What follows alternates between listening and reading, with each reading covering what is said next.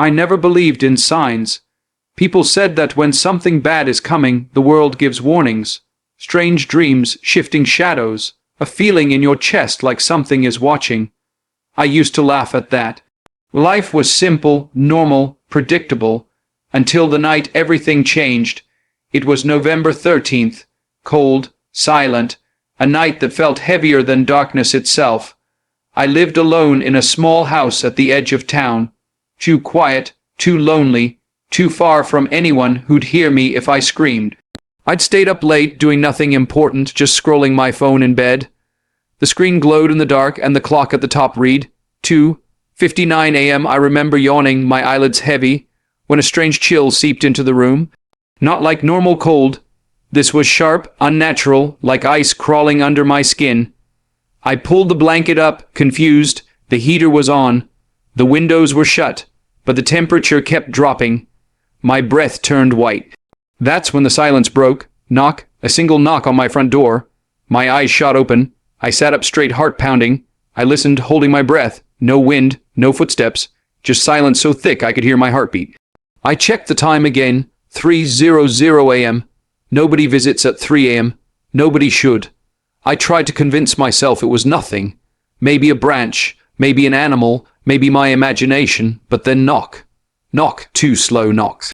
Deliberate, calm, like whoever, or whatever, was outside knew I was awake. My throat tightened. I slid out of bed, feet hitting the freezing floor. Every instinct told me to stay in my room, lock the door, pretend nothing was happening. But something pulled me forward. Fear, or curiosity, or something darker. I inched down the hallway, each step echoing in the silence. The air grew colder, heavier. The house felt wrong, like the walls were holding their breath. When I reached the living room, I stopped. The front door stood there in the faint moonlight, still, silent, ordinary. Then the doorknob moved, a slow, soft twist, metal grinding. My heart nearly stopped.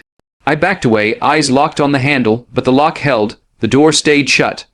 I almost turned around, almost ran back to my room, when a voice slipped through the wood, a whisper, low, breathing, too close. I know you're there. My blood froze. I covered my mouth, terrified the sound of my breathing would give me away. The voice continued, soft, playful, hungry. Open the door. I wanted to scream, to run, to call someone, but my phone had no signal. Just a blank bar mocking me. Then I made a mistake. I whispered, "Who are you?" Silence, total, suffocating silence. Then the voice spoke again, this time. It said my name, slowly, clearly, Adeel. My knees buckled. How did it know my name? I never told anyone around here. I barely spoke to anyone at all. I backed away, shaking so hard I could barely stand. The doorknob twisted again. Harder, faster, rattling like someone desperate to get in. Let me in. Adeel? I stumbled backward, crashed into the wall, gasping for air. Tears blurred my vision. I wanted to run, but every muscle locked in place. Then suddenly knock. Loud, violent, the whole door shook and carved into the silence. The voice growled, "Don't make me ask again." I bolted to my room, slammed the door, locked it, and collapsed in the corner. The knocking continued, harder, louder, relentless, shaking the walls. I covered my ears, screaming into my knees. Then silence. I waited, trembling, staring at the doorknob, expecting it to turn, expecting footsteps, expecting the door to burst open. But nothing happened. Minutes crawled by, then hours. When sunlight finally crept into the room, I forced myself to check. My house was silent. The front door was closed, but carved into the wood, deep, jagged, impossible, were 3 words, "See you tonight." My stomach twisted.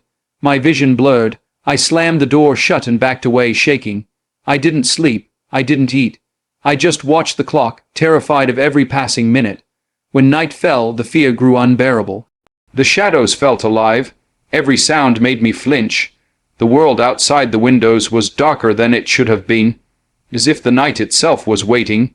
At 2:59 a.m., I sat in the living room, staring at the door.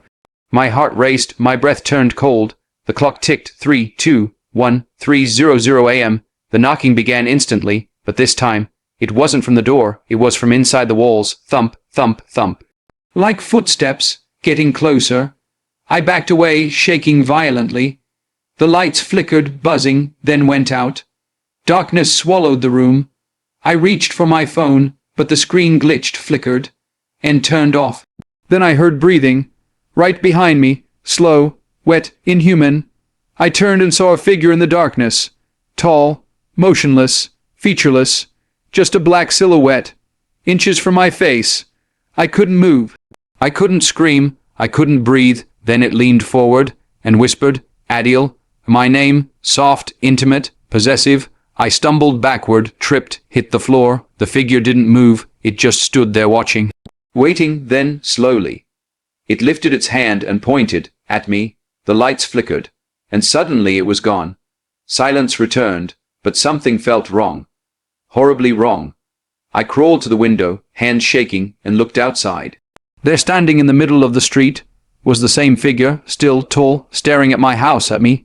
Then it raised its head, and in a voice that wasn't a whisper anymore, a voice that shook the air, it screamed, "Let me in." Every window shattered. Glass exploded. Wind roared through the house like a hurricane. I covered my face, screaming. The world spun. The floor shook. The walls cracked. Then everything went black. When I opened my eyes, it was morning. The house was silent. The door was open and carved into the floor.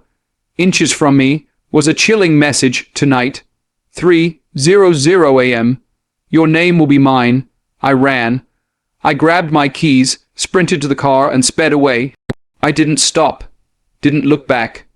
I drove until the town disappeared, until the highway swallowed the road behind me.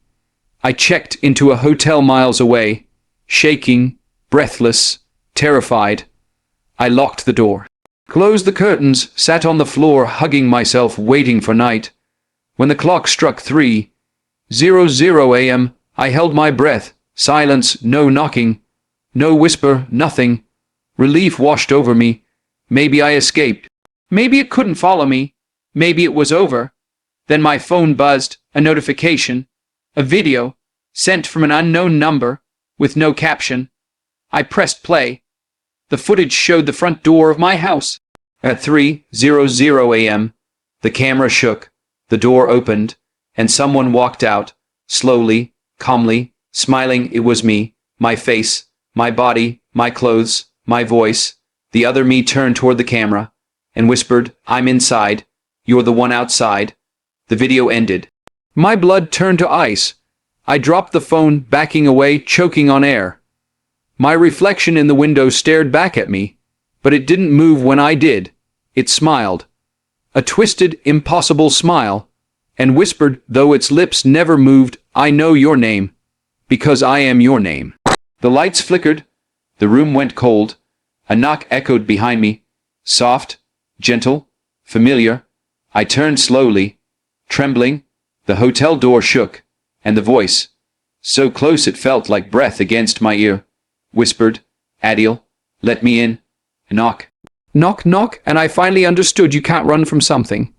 If it already lives inside your name, the end